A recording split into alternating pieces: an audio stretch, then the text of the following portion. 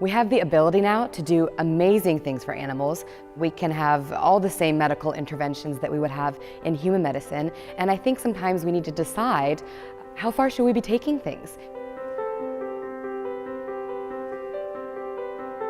There's no part of veterinary practice that doesn't include an ethical element. Are we looking at the animal's quality of life? Are we making the decisions for ourselves, for the animals, for the clients?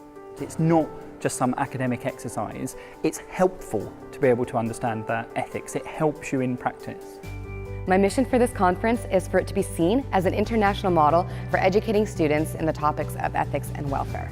The speakers have been invited here and given their time freely, which we really appreciate, but also they've been invited because of their practical real-life experiences. It's been focused on what delegates need. It's not people presenting the research that they've done, it's thinking, right, what actually is going to be helpful, and that's absolutely important and I think needs to be replicated. Students are really interested in attending conferences, but they might just get priced out. What's special about this conference is that because of our sponsors and because it was held local, we were able to keep prices really low and not have that be like a restrictive factor, which is super important when the majority of the delegates are students.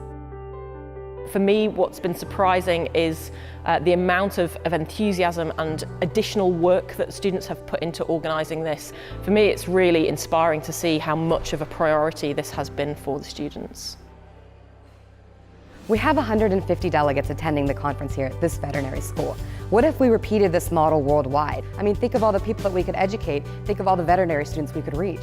We've had an amazing response, it's been awesome. I think the fact that this has been driven by the students, primarily by Morgan, means that there's a vested interest from the students to participate. They're still talking about the issues when they're coming out of workshops, which is always a great sign. The level of conversation has been extraordinarily sophisticated. We're touching issues like euthanasia, we're touching issues like the ethics of surgical intervention, like what to do when you're disagreeing with your colleagues, what do you do when you make a mistake. These are difficult issues. I don't think we can actually talk about them enough. And the more we talk about this stuff, the better practitioners we're going to be, the more confident we're going to be, and just overall we'll be happier in practice because we'll feel more prepared. Whether you're working in small, zoo, farm, wildlife, whether you're in policy, frontline, specialist, the ethical dilemmas might be slightly different, but they're there, they're absolutely integral to what we do.